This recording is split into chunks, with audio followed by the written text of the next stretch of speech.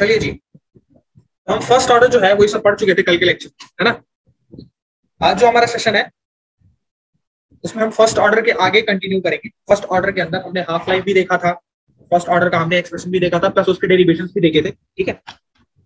But अब हम जो है इस लेक्चर में आगे हम कंटिन्यू करेंगे फर्स्ट ऑर्डर के आगे। जो चीजें बची थी फर्स्ट ऑर्डर के अंदर वो था उसका ग्राफ वाला सेक्शन, ठीक है। तो आज का जो हमारा हेडिंग है वो हेडिंग दीजिए, that is your graph graph of first order reaction. आज के सेशन को हम यहां से स्टार्ट करते हैं। पिछले सेशन में हमने फर्स्ट ऑर्डर के बारे में बहुत कुछ पढ़ लिया, ठीक है। थोड़ी बातें हम ग्राफ पे करेंगे और ग्राफ कर लेने के बाद इस सेशन में मैं 2-3 प्रैक्टिस सवाल भी आपके लेके आया हूं, ठीक है, जो कि आपके एनसीईआरटी में भी है, प्लस सीबीएसई में रिपीटेडली आए हुए सवाल हैं, जैसे ये है, ये है, ये है, ठीक है। आपकी स्क्रीन पे दिख रहा होगा। तो ये सब सवाल को भी हम करेंगे ग्राफ खत्म करने के बाद, ठीक। तो आइए ग्राफ के लिए थोड़ा सा हम आसान बनाने के लिए ग्राफ की फिगर, ठीक है, थोड़ी सी मेहनत को कम करते हुए हम क्या करते हैं, ग्राफ खींच लेते हैं। 3 तरह के ग्राफ हम पढ़ेंगे इसके अंदर, ठीक है, जो काफी रिपीटेडली सवाल पूछे भी जाते हैं ये तीनों ग्राफ से। ये 3 तरह के ग्राफ हम यहाँ पहले ड्रॉ कर लेते हैं, थोड़ा सा समय दे दीजिएगा और इस ग्राफ को हम अच्छे से समझेंगे। एक और मैं यहाँ ड्रॉ कर लेता हूँ, ओके। तो ये कुछ हमारे ग्राफ हैं, ठीक है, इनको हमको पढ़ना है फर्स्ट ऑर्डर के अंदर, और ये डिफरेंट डिफरेंट पैरामीटर्स पे ये ग्राफ रहने वाले हैं, ठीक। तो हम सबको बारी बारी से देखें। फर्स्ट ऑर्डर का एक जनरल इंटीग्रल फॉर्म, जो उसका जनरल एक्सप्रेशन होता है, पहले हम उसको जरा सा नोट कर लेते हैं, ठीक है। तो फर्स्ट ऑर्डर रिएक्शन का जनरल एक्सप्रेशन जो होता था वो क्या होता था, वो होता था हमारा log a नॉट, है ना। आइए, log a is equals to log a naught, log a is equals to, एक सेकेंड मैं इसको मिटाता हूँ, एक सेकेंड। जो हमारा जनरल एक्सप्रेशन था वो क्या था, जो हमारा जनरल एक्सप्रेशन था वो था हमारा log a is equals to log a naught minus k t, यही था ये वाला एक्सप्रेशन।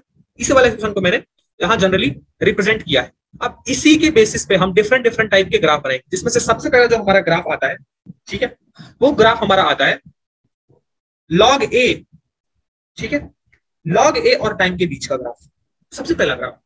जैसे किसके बीच का ग्राफ, log a और टाइम के बीच का ग्राफ। तो सबसे पहले ये जनरल एक्सप्रेशन हमारा जो हमारे पास है, हम देखो ग्राफ को खींचना तुमको आना चाहिए। अगर आपने स्ट्रेट लाइन पढ़ा है, बेसिक मैथ में भी स्ट्रेट लाइन पढ़ा है, तो उससे कंपेयर करके हम ग्राफ को खींच सकते हैं। तो हमको log a का एक्सप्रेशन चाहिए। देखो y एक्सिस पे हमारा log a है और एक एक्सिस पे हमारा टाइम है, तो हमको ऐसा एक्सप्रेशन को मॉडिफाई करना पड़ेगा जिधर अगर मैं इसको स्ट्रेट लाइन के इक्वेशन से कंपेयर करूं, मैं इस जनरल एक्सप्रेशन को, देखो मैं ग्राफ ना, तुमको ग्राफ कैसे समझ आया ना, ग्राफ इजीली कैसे समझा जाए, ग्राफ खींचा कैसे जाए, मैं वो बता रहा हूं आपको, ठीक है। तो उसके लिए क्या करना होगा आपको, इस एक्सप्रेशन को अगर मैं y इज इक्वल्स टू, ठीक है, y is equals to minus m x, है ना, c माइनस एम एक्स, अगर मैं देखूं जरा सा, मैं जो तुम्हारा स्ट्रेट लाइन इक्वेशन होता है y equals to mx minus c, तो अगर इस एक्सप्रेशन में मैं उसको थोड़ा सा मॉडिफाई करूंगा तो मेरे को कुछ ऐसी चीजें नजर आएंगी। देख रहे हो y एक्सिस पे log a है, x एक्सिस पे टाइम है, तो ग्राफ भी देखो हमारा वही रिप्रेजेंट कर रहा है, y एक्सिस पे log a और x एक्सिस पे हमारा टाइम। यानी कि हम क्या कर रहे हैं, हम कंपेयर कर रहे हैं इस इक्वेशन को, किससे कंपेयर कर रहे हैं, y is equal to mx plus c, जो हमारा स्ट्रेट लाइन का इक्वेशन है। लेकिन इस पर्टिकुलर एक्सप्रेशन में जो हमारा पहला ग्राफ है, जिसमें हम किसके किसके बीच ग्राफ खींच रहे हैं, log a और टाइम के बीच, इसमें थोड़ा सा आप उसी स्ट्रेट लाइन इक्वेशन को मॉडिफाई करेंगे तो आपको पता चलेगा कि ये जो है, ये y is equal to minus m x, y equals to c minus m x का ग्राफ है। अब जरा इसको प्लॉट करो। इंटरसेप्ट क्या होता है, इंटरसेप्ट क्या होता है, आई थॉट आपको बेसिक ग्राफ का नॉलेज होगा, तो मैं उस बेसिक ग्राफ के नॉलेज को लेते हुए आगे बढ़ रहा हूं, ठीक है। तो अगर मैं इस पर्टिकुलर एक्सप्रेशन के लिए ग्राफ बनाऊंगा पहला, तो तुम्हारा इंटरसेप्ट होता है y एक्सिस पे कोई भी लाइन कितने आके कट करती है, ठीक है। तो इसका देखो जो स्लोप है m, मतलब यहाँ m होता है स्लोप, और आपको दिख रहा है कि यहाँ स्लोप निगेटिव है, तो ऑब्वियसली अगर मैं इस ग्राफ को ऐसे खींच दूं तो क्या ये फर्स्ट ऑर्डर का ग्राफ बन गया, log a और t के बीच का ग्राफ, log a और t के बीच का ग्राफ। तो पहला ग्राफ आप हमने डन कर लिया, ये कुछ ऐसा ग्राफ बनेगा जिसका स्लोप जो है वो है निगेटिव। और ये बताओ स्लोप की वैल्यू कितनी है, तो आप देखोगे स्लोप की वैल्यू जो है वो आपको कितनी दिख रही है, माइनस के। तो इस ग्राफ का जो स्लोप होने वाला है वो माइनस होने वाला है। इस ग्राफ को थोड़ा सा और अच्छे से बना देता हूं मैं, ठीक है। इस ग्राफ को थोड़ा और अच्छे से बना देता हूं मैं। इंटरसेप्ट पॉजिटिव है इसलिए मैंने ओरिजिन से ऊपर वाली वैल्यू, और इसका स्लोप नेगेटिव है इसलिए ग्राफ जो बनेगा ऐसा ग्राफ बनेगा। ठीक है, तो ये पहला ग्राफ हमने डन कर लिया, किसके किसके बीच, लॉग ए और टाइम टी के बीच का ग्राफ। नेक्स्ट ग्राफ जो हमारा है, ठीक है, वो हम बनाने वाले हैं रेट ऑफ रिएक्शन, मतलब ROR, रेट ऑफ रिएक्शन और कंसंट्रेशन के बीच, टाइम के बीच नहीं, rate of reaction and concentration के बीच। क्या बात है, रेट ऑफ रिएक्शन और कंसंट्रेशन के बीच। अच्छा, रेट ऑफ रिएक्शन को मैं एक और तरीके से लिख सकता हूं, क्या लिख सकता हूं उसको, रेट ऑफ रिएक्शन क्या लिखा जा सकता है, डी अपॉन dt, और कंसंट्रेशन को ए लिखा जा सकता है, बिल्कुल लिखा जा सकता है। ठीक है, तो जैसा कि मैंने आपको बताया था, क्या फर्स्ट ऑर्डर के लिए थोड़ा सा आप ध्यान दीजिए, प्रीवियसली थोड़ा चलता है और आपको बताते हैं। देखो, रेट ऑफ रिएक्शन क्या दिख रहा है आपको, रेट ऑफ रिएक्शन देखो तो तुम्हें पता चलेगा कि कंसंट्रेशन की पावर 1, मतलब रेट ऑफ रिएक्शन जो है वो डायरेक्टली प्रोपोर्शनल आपको दिख रहा है कि नहीं दिख रहा है, जरा बता दीजिए। क्या आपको यहाँ रेट ऑफ रिएक्शन कंसंट्रेशन के डायरेक्टली प्रोपोर्शनल दिख रहा है? यस। तो ये सिंपली जो ग्राफ होने वाला है वो कैसा ग्राफ होने वाला है, y is equals to mx, और डायरेक्टली प्रोपोर्शनल का ग्राफ, अगर आपको थोड़ी भी स्ट्रेट लाइन नॉलेज नहीं है, सिर्फ इतना पता है कि डायरेक्टली प्रोपोर्शनल दो रिलेशन है, रेट ऑफ रिएक्शन यहाँ कंसंट्रेशन के डायरेक्टली प्रोपोर्शनल होता है, तो आपने ये भी पढ़ा होगा बचपन में कि डायरेक्टली प्रोपोर्शनल का जो ग्राफ होता है वो हमेशा straight line passing through origin होता है। बिल्कुल सही है, समझ आया? अच्छा, अगर आपको ये नहीं भी समझ आ रही है बातें, थोड़ा सा देख लो, मैं इसी को थोड़ा सा क्या करता हूँ, मैं इसी चीज को आपको कंपेयर करके बता देता हूँ। रेट ऑफ रिएक्शन को मैं क्या लिख सकता हूँ, PA अपॉन dt, ठीक है, और एक्सप्रेशन जो होता है वो क्या है, KA।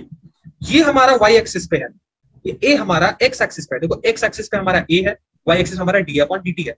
तो ये देखो, अगर मैं यहाँ से इसी क्वेश्चन को थोड़ा सा मैं इधर लिखता हूँ, ठीक है, आज थोड़ा जगह नहीं है, मैं वापस समझाता हूँ आपको दोबारा, ठीक है, थोड़ा ध्यान दीजिएगा। इसी पर्टिकुलर एक्सप्रेशन को रेट ऑफ रिएक्शन क्या लिखा है, फर्स्ट ऑर्डर के लिए जरा रेट ऑफ रिएक्शन लिखिए।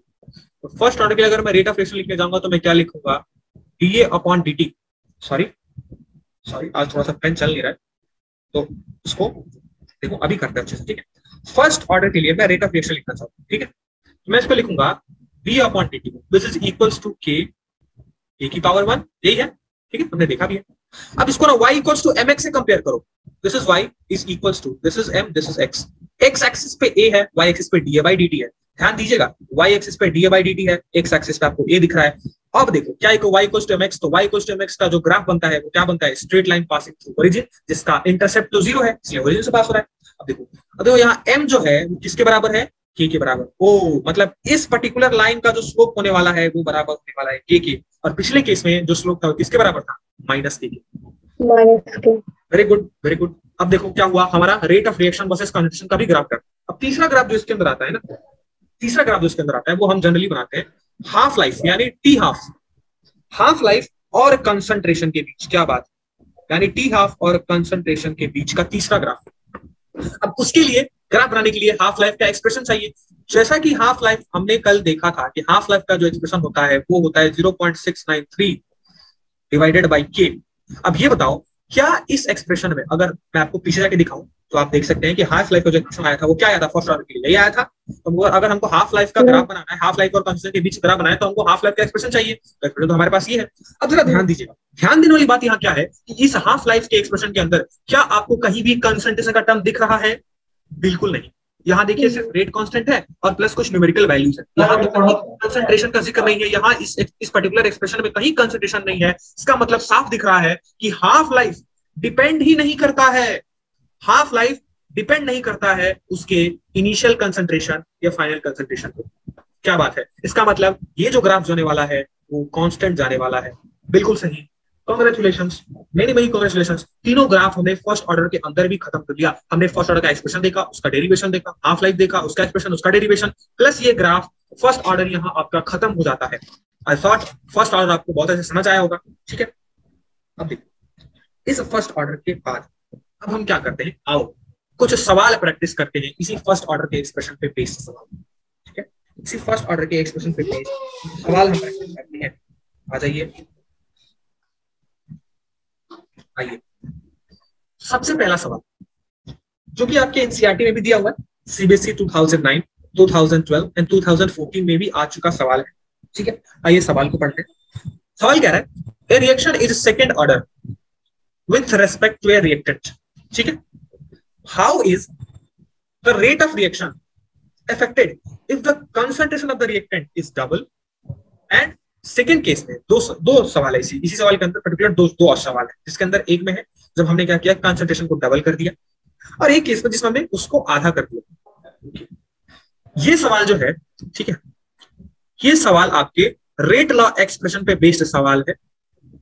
ये सवाल जो है ये आपके रेट लॉ एक्सप्रेशन पे बेस्ड सवाल है। तो आइए इस सवाल को सॉल्व करने का कोशिश करते हैं। ठीक है, बोल रहा है कि एक रिएक्शन है जो सेकंड ऑर्डर काइनेटिक्स को फॉलो करता है। ठीक है, बोल दिया उन्होंने उसने। ठीक है, तो हम क्या करते हैं ना, हम इसको सॉल्यूशन करते हैं। हम क्या करते हैं, हम मान लेते हैं कि कोई एक रिएक्शन है, ठीक है, जो कि ए टू बी जा रहा है। ठीक है, तो एक रिएक्शन है जो ए से बी जा रहा है, जहां ए हमारा रिएक्टेंट है और बी हमारा क्या है, प्रोडक्ट है। ये हमारा एक रिएक्शन। ठीक है, अब मान लो इसी रिएक्शन के अंदर एक सिचुएशन देखो, क्या बोल रहा है कि ये जो रिएक्शन है ये किसको फॉलो कर रहा है, सेकंड ऑर्डर काइनेटिक्स को। किसको फॉलो कर रहा है, सेकंड ऑर्डर काइनेटिक्स को। ठीक है, तो अगर मैं आपको कहता हूं कि जरा सा इस पर्टिकुलर रिएक्शन के लिए रेट लॉ एक्सप्रेशन लिखिए, तो मैंने आपको रेट लॉ एक्सप्रेशन लिखाना सिखा दिया था पिछले वीडियो में। तो रेट लॉ एक्सप्रेशन कैसे लिखते हैं, रेट इज इक्वल्स टू के कंसंट्रेशन, किसका, रिएक्टेंट का कंसंट्रेशन, रिएक्टेंट की कंसंट्रेशन का कुछ पावर, और पावर ध्यान से देखोगे तुमको यहां पता चल जाएगा, यहाँ ऑर्डर की वैल्यू 2 है और पावर भी ऑर्डर होता है, इसीलिए इसका रेट लॉ एक्सप्रेशन क्या हो जाएगा, के ए की पावर 2। बिल्कुल सही, बिल्कुल सही। तो इसके लिए हम जो रेट लॉ एक्सप्रेशन लिखेंगे, ठीक है, वो क्या लिखेंगे, के ए की पावर 2। ये इनिशियल रेट है, मतलब शुरुआत का रेट। ठीक, ये इनिशियल रेट है। ठीक है, अब देखो केस बदला, केस 1, जिसमें क्या बोला गया है, पहले बोला गया है, first part of the question बोला गया है कि अगर उसके कंसंट्रेशन को, किसके, रिएक्टेंट के, अच्छा मतलब ए के, रिएक्टेंट तो हमारा ए है, तो अगर ए की कंसंट्रेशन को डबल कर दिया जाता है तो नया रेट क्या होगा, ओहो, तो नए रेट को मान लो अगर मैं बोलता हूं न्यू रेट को मैं बोलता हूं आर डैश, और यहां देखोगे तो इसके अंदर ए का जो कंसंट्रेशन था उसको बदल के कितना कर दिया गया है, 2a कर दिया गया है केस 1 में, जब हमारा रिएक्टेंट को डबल किया गया, रिएक्टेंट कंसंट्रेशन को डबल किया गया। तो नए रेट को अगर मैं आर डैश लिखता हूं तो नए रेट के लिए जो हमारा एक्सप्रेशन होगा वो क्या होगा, के जहां ए है वहां लिख देंगे 2a और पावर तो 2 रहेगा, तो न्यू रेट आर डैश की वैल्यू के कितना हो जाएगा, 4a। ठीक है, 4a पावर 2, नए रेट के एक्सप्रेशन में 4 को ले लीजिए आप बाहर, तो ये हो जाएगा के ए की पावर 2। अब जरा ध्यान दीजिए कि क्या के ए की पावर 2 इनिशियल रेट यानी पुराने रेट, अगर पुराने रेट को मैं आर बोल देता हूं, ठीक है, तो क्या ये वाले एक्सप्रेशन में इस पूरे टर्म की जगह मैं आर लिख सकता हूं। लीजिए पहले पार्ट ऑफ द क्वेश्चन का आंसर आ गया कि जो नया रेट होगा वो कितना हो जाएगा, न्यू रेट विल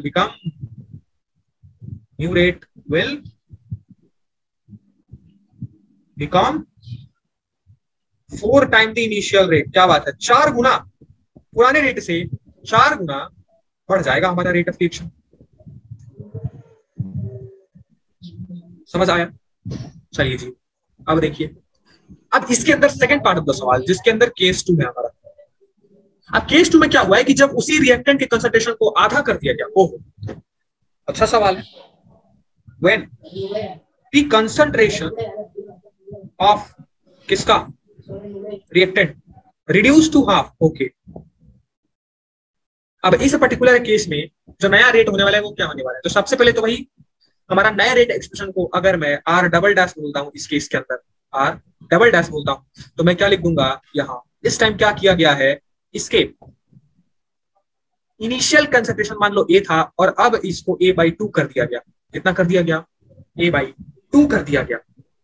और देखिए अब सवाल है कि सर ये पुराने एक्सप्रेशन में आपने के यहां भी लिया है और यहां भी आप के ही ले रहे हैं, तो यार आपको मैं बता चुका था पिछले वीडियो में भी कि जो हमारा के है वो हमारा क्या है, रेट कांस्टेंट होता है, और रेट कांस्टेंट तो कंसंट्रेशन पे डिपेंड ही नहीं करता है, इसीलिए दोनों के केस में के ही रहने वाला, तो कंफ्यूजन यहां क्रिएट नहीं। अब दूसरे केस के लिए अगर मैं रेट लॉ एक्सप्रेशन लिख रहा हूं, दूसरे नए रेट को मैं आर डबल डैश बोल रहा हूं, तो इसके लिए मैं क्या करूंगा, जहां ए है उसकी जगह मैं क्या कर दूंगा a/2 और इसका पावर 2 है, तो अगर आर डबल डैश को मैं क्या करूंगा, इसको बाहर निकालूंगा, बाहर खोलूंगा, तो ये हो जाएगा हमारा के ये देखो a है तो a का तो a स्क्वायर होगा, 2 का स्क्वायर हो जाएगा 4। अब इसी एक्सप्रेशन पर्टिकुलर एक्सप्रेशन में 1/4 को ले लीजिए बाहर, तो अंदर हो जाएगा ये देखो ये ऐसे रहेगा, ठीक है। अंदर क्या हो जाएगा k a की पावर 2, ठीक है। ये पावर इसको बाहर लिख लीजिए, ठीक है। इट्स माय बैड, इसको बाहर लिख लीजिए कंसंट्रेशन के बाहर, ठीक है, क्योंकि कंसंट्रेशन का पावर होता है वो, ठीक है, ठीक। अब इसी पर्टिकुलर एक्सप्रेशन में मैंने 1/4 को कहां ले लिया है, मैंने 1/4 को बाहर ले लिया है, क्या बात है, बिल्कुल मैंने 1/4 को बाहर ले लिया, तो नए रेट r डबल डैश। अब देखो ये 1/4 तो वैसे ही है, अब वापस से मैं इसके a की पावर 2 है, ये हमारा इनिशियल रेट के बराबर है, और इनिशियल रेट हमारा कितना था, वो था हमारा r। तो सेकंड केस में जो हमारा नया रेट आया भाई साहब, अगर कंसंट्रेशन को मैंने आधा कर दिया तो 1/4 टाइम कम हो गया, ओके। यानी जो हमारा नया रेट है वो हमारा r/4 हो गया, यानी घट गया कितना, 1/4 टाइम। नया रेट है वो हमारा पुराने वाले यानी इनिशियल रेट से 1/4 टाइम कम हो गया। तो आई होप ये क्वेश्चन का एक्सप्लेनेशन बहुत अच्छा था, क्वेश्चन भी काफी अच्छा था, प्रीवियस ईयर रिपीटेड सवाल है, तो आपको समझ में आया होगा, ठीक है। बढ़ते हैं हमारे नेक्स्ट क्वेश्चन की तरफ। अब हमारा जो नेक्स्ट क्वेश्चन है वो भी हमारा आपके एनसीईआरटी बेस्ड सवाल है, आपके एनसीईआरटी में ये सवाल दिया हुआ है, ठीक है। तो आइए इस सवाल को समझते हैं और इसको भी सॉल्व करते हैं, ठीक है। अभी तक हम जितना पढ़ा है उस पे बेस्ड, ठीक है। फर्स्ट ऑर्डर, यहाँ रिएक्शन छूट गया है, ठीक है। A first order reaction is found to have a rate constant। अच्छा जी, सवाल में हमको रेट कांस्टेंट की वैल्यू दी हुई है, ओके। कितना, 5.5 into 10 to the power minus 14। This is 5.5 into 10 to the power minus 14, okay. Second inverse, okay. Find the half life of the reaction, okay okay okay. अच्छा, हमको हाफ लाइफ पता करना है, इस पर्टिकुलर सवाल में क्या पता करना है, हाफ लाइफ। अच्छा, अब यहाँ कंफ्यूजन जानते हो क्या क्रिएट होता है कि यार हाफ लाइफ तो हमने जीरो ऑर्डर के लिए भी पढ़ा है और हाफ लाइफ हमने फर्स्ट ऑर्डर के लिए पढ़ा है। अगर मैं थोड़ी सी बात है अगर मैं बात करता हूँ, तो जीरो ऑर्डर के लिए अगर मैं हाफ लाइफ, थोड़ा सा पहले हाफ लाइफ का एक्सप्रेशन हम देखते हैं, ठीक है, क्या होता है जीरो ऑर्डर के लिए। जीरो ऑर्डर के लिए अगर मैं हाफ लाइफ का एक्सप्रेशन लिखूं तो वो हमारा क्या होता था, वो होता था a0/2k, okay, initial concession upon 2k, okay. और अगर यही हाफ लाइफ अगर मैं फर्स्ट ऑर्डर के लिए लिखता हूं तो यही हाफ लाइफ का जो एक्सप्रेशन होता है फर्स्ट ऑर्डर के लिए वो हमारा हो जाता है 0.693 डिवाइडेड बाई k, जो हमने कल देखा भी था, है ना। अब सवाल यहाँ ये है कि यहाँ यार हमसे बोला है कि हाफ लाइफ जो है, ठीक है, वो बताना है, तो कौन सा हाफ लाइफ लगाए। अब सवाल देखो, यहाँ तो दे दिया कि फर्स्ट ऑर्डर का रिएक्शन, ठीक है, लेकिन मान लो इसी सवाल में, ठीक है, ये तो बहुत आसान सवाल हो गया, बहुत ही आसान सवाल हो गया, क्योंकि देखो फर्स्ट ऑर्डर को बता दिया पहले से, ठीक है। अब इसी सवाल में जानती हूँ, मैं इसी सवाल को थोड़ा सा आपके लिए मॉडिफाई करता हूँ, और इसी सवाल को मॉडिफाई करके मैं आपको बोलता हूँ कि आपको ऑर्डर नहीं पता है। मान लो कि ये सवाल कुछ ऐसा आ गया, ये सवाल जब आप फर्स्ट ऑर्डर रख के बड़ा आसानी से सॉल्व कर सकते हैं, इसको मैं थोड़ा सा मिटा के और मैं बोलता हूँ कि एक रिएक्शन है, सिर्फ एक रिएक्शन, ठीक है, सिर्फ एक रिएक्शन है, भूल जाइए कि वो फर्स्ट ऑर्डर है, हमको नहीं पता है। सपोज कर लीजिए थोड़ी देर के लिए सवाल थोड़ा सा मॉडिफाई कर लीजिए, सपोज करिए कि ये सिर्फ रिएक्शन की बात करिए, a reaction is found to, ठीक है, जिसका रेट कांस्टेंट को दिया हुआ है, और फिर हाफ लाइफ पूछी, क्योंकि देखो यार एग्जामिनर है, कुछ भी घुमा के पूछ सकता है सवाल को, ठीक है। उसने नहीं बताया कि किस ऑर्डर का रिएक्शन, उसने सिर्फ क्या दिया हमको, उसने सिर्फ दिया रेट कांस्टेंट, और रेट कांस्टेंट की वैल्यू यानी के की वैल्यू हमको दी हुई है। इस सवाल कितनी दी हुई है, 5.5 into 10 to the power minus 14 second. अब सवाल है कि भैया हमारे पास अगर हाफ लाइफ रिएक्शन, मान लीजिए एग्जामिनर आपको नहीं बताया, एग्जामिनर ने नहीं दिया कि फर्स्ट ऑर्डर है, सेकंड ऑर्डर है, सूडो ऑर्डर है, सेकंड कोई भी नहीं बताया, उन्हें जीरो ऑर्डर है, कुछ नहीं बताया, ठीक है, और सिर्फ पूछा कि हाफ लाइफ बताइए रेट कांस्टेंट को देखिए, तो क्या करेंगे, क्योंकि हाफ लाइफ पे दो एक्सप्रेशन अभी हमारे पास, जनरली फार्मूला बेस्ड जो एक्सप्रेशन अगर हम कहें, जो मोस्ट कॉमनली एक्सप्रेशन है वो क्या है, जीरो ऑर्डर और फर्स्ट ऑर्डर है। तो इन दोनों का एक्सप्रेशन है, लगाए तो कौन सा लगाए। सवाल ये आता है मन में कि अगर हाफ लाइफ पता करना है, बोला तो है नहीं, तो हम कौन से के लिए हाफ लाइफ पता करें, इसी के लिए। इसी पर्टिकुलर सवाल में देखोगी तो आपको ध्यान से पता चलेगा कि ये रिएक्शन जो है, ठीक है, ये फर्स्ट ऑर्डर की काइनेटिक्स को फॉलो करता है। और कैसे फॉलो करता है, तो अगर एग्जामिनर ने नहीं बताया है कि रिएक्शन कौन सा ऑर्डर को फॉलो कर रहा है, आपको फटाक से जाना है रेट कांस्टेंट की यूनिट पे, और आपको देखनी है कि रेट कांस्टेंट यूनिट क्या है। भाई साहब यहाँ रेट कांस्टेंट यूनिट है सेकंड इनवर्स, और हमको पता है कि सेकंड इनवर्स फर्स्ट ऑर्डर का ही यूनिट होता है, क्या, ओके। यानी अगर एग्जामिनर आपको नहीं बताता है, ये नहीं बताता है कि किस ऑर्डर काइनेटिक्स को रिएक्शन फॉलो कर रहा है, तो आपको जाना है उसके रेट कांस्टेंट पे, और रेट कांस्टेंट पे यूनिट को ढूंढनी है, तो आपको पता चलेगा कि यूनिट में तो सेकंड इनवर्स लिखा गया है, इसका मतलब कि ये फर्स्ट ऑर्डर को फॉलो कर रहा है। सिंपल सा एक्सप्रेशन है, सिंपल सा सवाल है, हाफ लाइफ को पता करना है। टी हाफ की जो वैल्यू आएगी वो आएगी 0.693 और के हमको दिया हुआ है, देखो सवाल में रेट कांस्टेंट पुट कर दीजिए यहाँ 5.5 into 10 to the power -14। Half life की वैल्यू यहाँ से सॉल्व करते ही आपके पास आ जाएगी बिना किसी देरी के। तो इसको पर्टिकुलर सवाल जब आप सॉल्व करेंगे तो इसका आंसर आएगा 1.26 इंटू 10 टू दी पावर 13 और ये आएगा आंसर हमारा सेकंड में। समझ आ गया? बहुत आसान सवाल था, बस इसमें समझना था कि कौन से ऑर्डर का हम हाफ लाइफ में यूज करेंगे। ये आपके एक एनसीईआरटी का सवाल, ठीक है। चलिए आइए आगे बढ़ते हैं हमारे नेक्स्ट सवाल पे। अगला सवाल है, this is also from your NCERT book, ठीक है। सवाल बोल रहा है half life of radio active decay of carbon 14, okay C14 मतलब कार्बन का 14 वाला आइसोटोप है ना, कार्बन का 14 वाला आइसोटोप, उसका हाफ लाइफ हमको दिया हुआ है। ओके तो आइए सबसे पहले क्या करते हैं ना कि जो डेटा गिवन है सवाल में ना, उस डेटा के हिसाब से थोड़ा सा इन्फॉर्मेशन कलेक्ट करते हैं, ठीक है। क्योंकि ऐसे सवाल बहुत सारे बोर्ड में आते हैं, जनरली बिल्कुल आएंगे, ठीक है। इंपॉर्टेंट सवाल है ऐसे, ठीक है। इस टाइप के सवाल बोर्ड आपके पूछे जाते हैं, तो हैशटैग इसको इंपॉर्टेंट में आप डाल सकते हैं, ठीक। सोल्यूशन तो सवाल पढ़ने के बाद ना हम क्या करते हैं, सवाल के अंदर डेटा को थोड़ा सा इन्फॉर्मेशन कलेक्ट करते हैं। इस सवाल के अंदर इन्फॉर्मेशन क्या बोला गया है ना, जरा ध्यान दीजिएगा। इस पर्टिकुलर सवाल में हमसे ये बोला गया है कि हाफ लाइफ किसका दिया हुआ है हमको, टी हाफ लाइफ दिया हुआ है कितना, 5730 ईयर्स, ओके। कार्बन C14 का जो आइसोटोप है उसका, ठीक है, ठीक। एक आर्कियोलॉजिकल आर्टिफैक्ट, ठीक है, मतलब आर्कियोलॉजिकल आर्टिफैक्ट का मतलब वो जो जमीन के नीचे जो पाई जाती है चीजें, उसको आर्कियोलॉजिकल आर्टिफैक्ट बोला जाता है, ठीक है। जिसके अंदर 80% ऑफ द क्या है, कार्बन 14 प्रेजेंट है। अच्छा, मतलब जमीन से कोई चीज मिला, ठीक है, उसके अंदर सिर्फ 80% ऑफ द कार्बन प्रेजेंट है। बाकी जो जितने, मान लो जितना शुरुआत में था इनिशियली होता, तो मान लो शुरुआत में क्या लेते हैं हम, 100% लेते हैं। अब 100% में से ना 20% वो डीके हो चुका है, बचा कितना है, 80%। ओके मतलब कंसंट्रेशन यहाँ हमको बता दिया। शुरुआत में कंसंट्रेशन नहीं दिया होता है तो हम मान लेते हैं कि 100% में वो रहा होगा, जो भी रहा होगा, जो भी चीजें मिली होंगी, वो जो वुड है, ठीक है, यहाँ वुड की बात है, तो वुड शुरुआत में तो 100% था, लेकिन जब उसको जमीन में रखे रखे बहुत साल बीत गए, कितने, इतने साल, उससे कंसंट्रेशन को आधा होने, इसका हाफ लाइफ दिया हुआ है, ध्यान दीजिएगा, this is your half life. आगे सवाल को पढ़े तो पता लगेगा कि वो जो वुड है, ठीक है, वो वुड का जो बचा हुआ कंसंट्रेशन है, वुड के अंदर जो कार्बन 14 का जो बचा हुआ कंसंट्रेशन है वो 80% है। तो कोई भी चीज यार शुरुआत में तो वो अपने 100% पे होती है, मतलब शुरुआत में उसका कंसंट्रेशन जो होता है उसको हम कितना मान लेते हैं, 100% मान लेते हैं।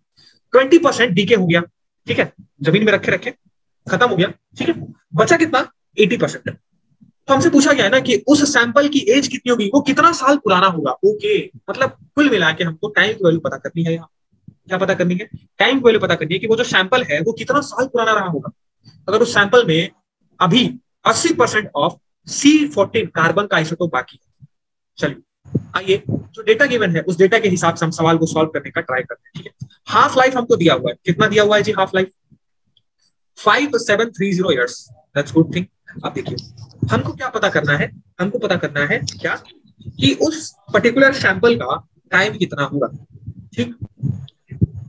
अच्छा देखिए एक चीज आपको मैं बता देता हूँ, जब भी सवाल में दिया हो कि कंसंट्रेशन जो है वो मान लो शुरुआत में कुछ था, ठीक है, और रिएक्ट होके रेडियो एक्टिव मान लो यहाँ रिएक्शन हुआ है, ठीक है, और वो रिएक्ट होके उसका कुछ कंसंट्रेशन बच गया है, मान लो शुरुआत में 100 था, ठीक है, और यहाँ 20% रिएक्ट होके 80% बच गया।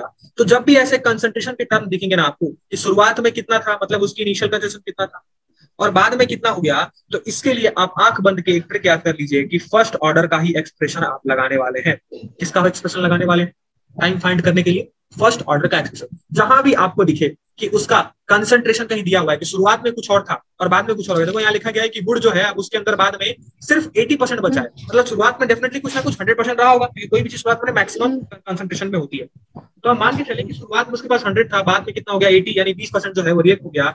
तो हम आंख बंद करके एक ट्रिक याद कर लीजिए कि हम एक्सप्रेशन लगाएंगे, किसका लगाएंगे, जब भी कंसंट्रेशन दिया हो, ऐसे दिया हो कि शुरुआत में कुछ और था बाद में कुछ और है, तो हम लगाएंगे फर्स्ट ऑर्डर काइनेटिक्स का एक्सप्रेशन। अब हमको पता है कि क्वेश्चन सॉल्विंग के लिए मैं आपको बताया था कि फर्स्ट ऑर्डर का एक्सप्रेशन जो होता है वो होता है 2.303 अपॉन के लॉग क्या, इनिशियल कंसंट्रेशन, यानी शुरुआत में जितना था A0 और बाद में कितना हो गया ए। ओके, तो देखोगे इस एक्सप्रेशन में, अगर इस एक्सप्रेशन में सारी वैल्यू क्या क्या हम इनिशियल कंसंट्रेशन को पुट कर दें, हम बचे हुए कंसंट्रेशन को पुट कर दें, और कहीं से हमको अगर ये के की वैल्यू पता चल जाए ना, तो हम टाइम निकाल सकते हैं। टाइम मतलब उस सैंपल का एज निकाल सकते हैं। ओह क्या बात है, सवाल यही सॉल्व हो गया। अगर आप पकड़ लिए तो सवाल सॉल्व हो जाएगा।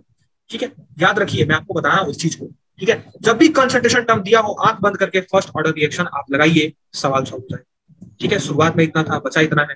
ठीक है, और ये भी याद कर लीजिए, अगर आपको ये भी नहीं पता है, ज्यादातर radioactive decay first order को ही फॉलो करते हैं। अगर ये भी जानना है तो यहां से पता कर लीजिए, जब भी रेडियो डीके वगैरह दिखेगा, हाफ लाइफ कैलकुलेशन जनरली दिखेगा, तो आपको आंख बंद करके क्या लगाना है, first order.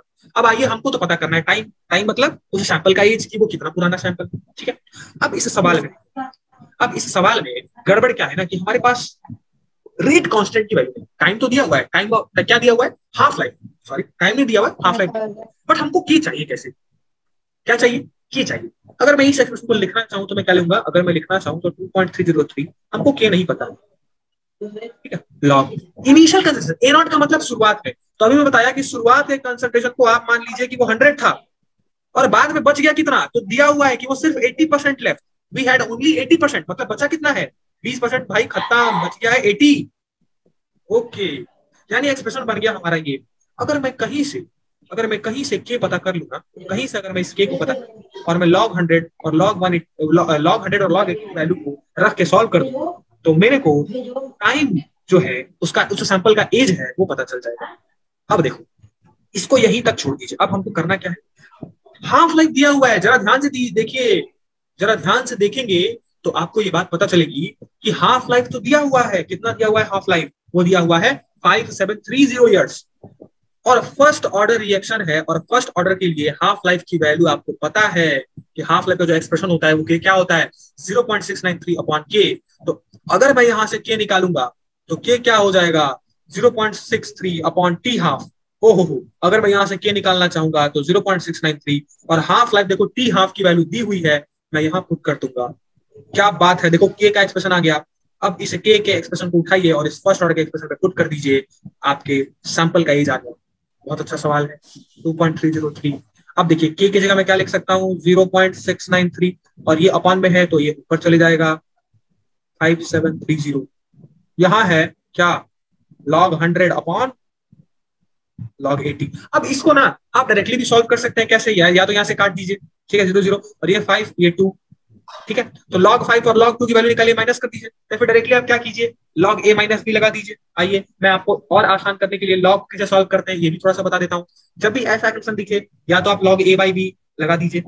log a by B क्या होता है, log a minus log b, यहाँ log a है और b है 80, तो या तो आप log a minus log b है, log की प्रॉपर्टी यूज करके कर लीजिए सॉल्व, या फिर अगर आप log की प्रॉपर्टी नहीं यूज करना चाहते हैं तो आप काट के भी सॉल्व कर सकते हैं। मैं यहाँ आसान समझता हूँ कि log की प्रॉपर्टी लगा दीजिए, log a माइनस बी वाला एक्सप्रेशन, तो ये हो जाएगा आपका क्या, log 100 माइनस log 80। मैंने क्यों किया, क्योंकि देखिए log a बाई बी होता है log a minus log b। क्या बात है, अब याद यहां से देख लीजिए, इसको मैं यहां लिख देता हूं इस साइड, ये हो जाएगा आपका 2.303 0.693 इंटू 5730। log 100 की वैल्यू होती है 2, log 100 की वैल्यू होती है 2, और log 180 की वैल्यू होती है 1.903। जब आप इसको 2 में से 1.903 माइनस करेंगे तो इसके साथ मल्टीप्लीकेशन जो टर्म आएगा वो आएगा 0.097, और इस पूरे एक्सप्रेशन को जब आप सॉल्व करेंगे तो आपका आंसर आने वाला है 18, इसका आपका आंसर आने वाला है 1845 ईयर्स। आई होप इस पूरे एक्सप्रेशन को जब आप सॉल्व करेंगे, आई नो यार बहुत कैलकुलेशन है, तो कैलकुलेशन तो आपको करना ही पड़ेगा, बिल्कुल करना पड़ेगा। ये आपका एनसीईआरटी का सवाल था, आई थॉट ये एक्सप्रेशन भी आपको समझ आया होगा। तो आज के सेशन के लिए हम रखते हैं सिर्फ इतना, आगे हम कल कंटिन्यू करेंगे जो इस चैप्टर में बचे हुए टॉपिक्स हैं, जैसे अरेनियस इक्वेशन, ठीक है, फिर कैटलिस्ट का यूज, कैसे रेट ऑफ रिएक्शन को बढ़ाया जा सकता है, ठीक है, टेम्परेचर का क्या इफेक्ट पड़ता है। अब बचा है वही वाला सेगमेंट, आखिरी सेगमेंट इस चैप्टर का, उसके बाद इस चैप्टर का भी द एंड हो जाएगा। Till then take care.